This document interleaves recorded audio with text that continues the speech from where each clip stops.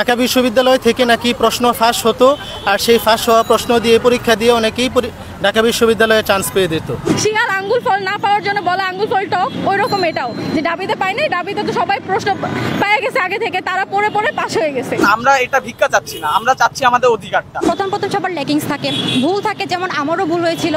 তো আমরা যেটা চাই হচ্ছে সেকেন্ড টাইম দিয়ে আমরা দ্বিতীয়বার সুযোগের মাধ্যমে যাতে আমাদের ভুলগুলো শুধরে নিয়ে একজন ঢাবেন হতে পারে। 2014 সাল পর্যন্ত সেকেন্ড টাইম চালু ছিল ঢাকা বিশ্ববিদ্যালয় সহ সারা বাংলাদেশের বিভিন্ন বিশ্ববিদ্যালয়ে। তো 2014 সাল পর্যন্ত বর্তমানে যেরকম মেডিকেল পরীক্ষার মধ্যে কিছুটা দুর্নীতি দেখা দেয়, এ ধরনের দুর্নীতির কিছু অভিযোগ ছিল। ঢাকা বিশ্ববিদ্যালয় থেকে নাকি প্রশ্ন ফাঁস হতো আর সেই ফাঁস হওয়া প্রশ্ন দিয়ে পরীক্ষা দিয়ে অনেকেই ঢাকা বিশ্ববিদ্যালয়ে চান্স পেয়ে দিত।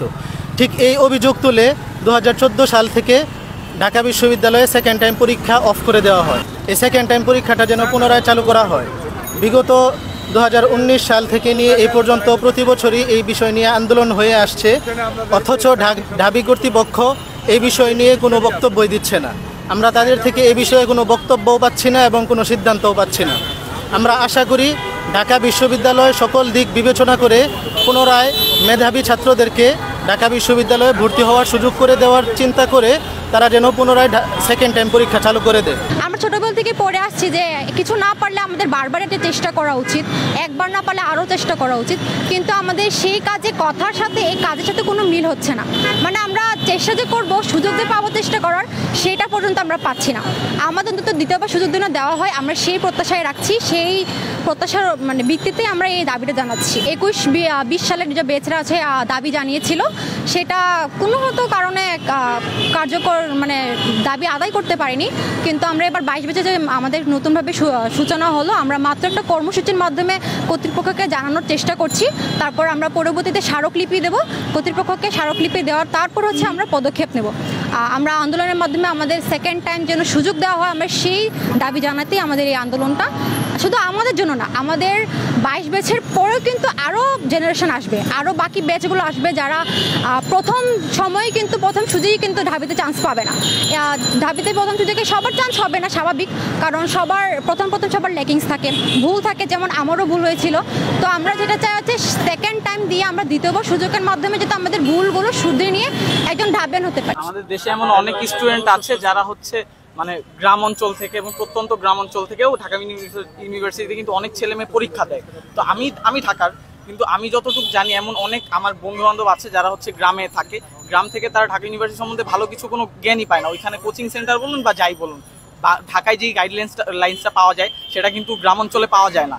সো দেখা যায় যে তারা যতক্ষণে ঢাকা ইউনিভার্সিটি সম্বন্ধে জানবে ততক্ষণ ঢাকা ইউনিভার্সিটি পরীক্ষার ডেট দিয়ে দেবেন, পরীক্ষাও হয়ে যায়। সো তারা যে প্রস্তুতি নিবে সেই সময়টাও তারা পায় না। সো তারা যাতে তাদের অধিকারটা পায় যে দ্বিতীয়বার তারা পরীক্ষা দেওয়ার মাধ্যমে তারা কিন্তু বুঝতে পারবেন। আর ঢাকা ইউনিভার্সিটি যেহেতু বাংলাদেশের সবচেয়ে ভালো ইউনিভার্সিটি, আমরা সবাই জানি, সো দেশের নাম্বার 1 ইউনিভার্সিটি। সো এটাতে পড়াতে সবারই একটা স্বপ্ন।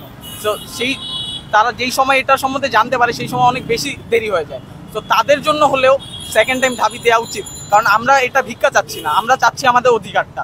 যে শিক্ষা আমাদের যেহেতু অধিকার, ঢাবি আমাদের সেকেন্ড টাইম দেওয়া উচিত।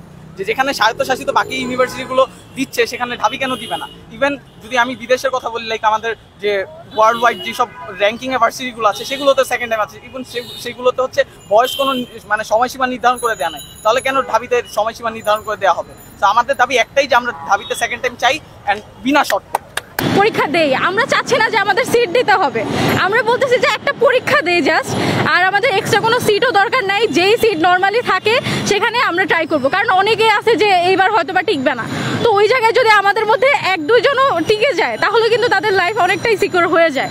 এখানে দেখেন বাংলাদেশের জনগণ যত বেশি মেধাবী আছে তারা সবাই বিদেশে যাওয়ার জন্য উঠে পড়ে লাগছে, সবাই ইংলিশের কোর্স করতেছে, সবাই চলে যাচ্ছে বিদেশে, কারণ ওরা জানে যে দেশে আমাদের কখনোই অধিকার সম্পর্কে কিছুই বলা হয় না।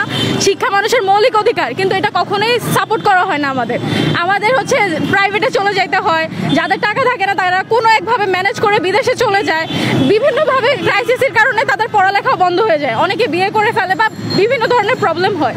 তো আমরা চাচ্ছি যে অ্যাটলিস্ট সেকেন্ড টাইমটা আমরা দেই, যাতে হচ্ছে পরে এদের মধ্যে যদি কেউ মেধাবী থাকে আসলে দেশের জন্য কিছু করতে পারে, তাহলে তার খারাপ হচ্ছে না। আমরা শুধু চাচ্ছি যে আমাদের ইচ্ছাটা পূরণ হোক, আমরা সেকেন্ড টাইম পরীক্ষাটা দেই। এখন আমরা জোরালোভাবে বলতেছি না যে আমরা সবাই টিকতে পারবো বা কিছু, কিন্তু সুযোগ তো সবাই পায়। মানে যদি কেউ জেলেও থাকে তারও মৃত্যুর আগে 3টা ইচ্ছা নেওয়া হয়, তো আমাদের কেন কোনো ইচ্ছা পূরণ করা হবে না? আমরা কোথাও যদি বলি যে আমরা এটার জন্য স্টেট নিব, আমরা দাঁড়াবো, কিন্তু ওইটাতে সবাই কেউ সম্মতিই হতে চায় না। সবার একটাই কথা যে দাবি সেকেন্ড টাইমে হবে না, হবে না, হবে না। কেন আগে তো ছিল, তাহলে এখন হলে আবার কি সমস্যা হবে? প্রশ্ন ফাঁস হয় সেটা তো হচ্ছে তাদের অসাবধানতার কারণে হয়, সেটা নিয়ে তারা কড়াকড়ি করুক। আর কোনো বছরের প্রশ্ন তো রিপিট হচ্ছে না, তারা এই বছর যে প্রশ্ন নিছে এইটা তো আর সামনের বছর থাকবে না, তাহলে প্রশ্ন নিয়ে তো কোনো সমস্যাই হচ্ছে না। প্রশ্ন তারা তাদের মতো বানাক, তারা যতগুলা ইচ্ছা প্রশ্ন বানান, যত কঠিন করার ইচ্ছা করুক, তাহলে আমরা জাস্ট একটা পরীক্ষা দিতে চাচ্ছি, এখানে তো এত কোনো সমস্যা নাই। প্রশ্ন তো হইতেই পারে যে অনেক সময় অনেক বইয়ের মধ্যে অনেক প্রশ্ন থাকে যেগুলো সিমিলার চলে আসে, কিন্তু সেটার জন্য তো বলা যেতে পারে না যে প্রশ্ন ফাঁস হয়েছে। আর এখন মনে হয় না যে সবকিছু এতটাই ইজি যে ঢাবির মতো বিশ্ববিদ্যালয়ের প্রশ্ন ফাঁস হয়ে যাবে। মানুষ যখন কোনো কিছু পারে না তখন এরকম উল্টাপাল্টা কথা বলতে থাকে যে প্রশ্ন ফাঁস হয়েছে এরকম। যেমন হচ্ছে শিয়াল আঙ্গুল ফল না পাওয়ার জন্য বলে আঙ্গুল ফল টক, ওই রকম এটাও যে ডাবিতে পায়নি, ডাবিতে তো সবাই প্রশ্ন পেয়ে গেছে আগে থেকে, তারা পড়ে পড়ে পাস হয়ে গেছে। যারা পাস করে না তারা এই কথাগুলো বলে।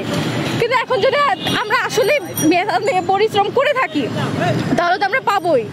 সবসময় বলে যে পরিশ্রম করলে সৌভাগ্য মিলে, আমরা পরিশ্রম করতেছি, যদি আমাদের একটু সাপোর্ট না করা হয় তাহলে তো হবে না।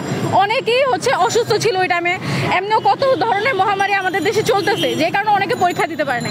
আমার নিজের ফ্রেন্ডও পরীক্ষা দিতে পারে না, কারণ ও অনেক বেশি অসুস্থ ছিল, এক্সাম হলে গেছে বাট ও পরীক্ষা দিতে পারে না।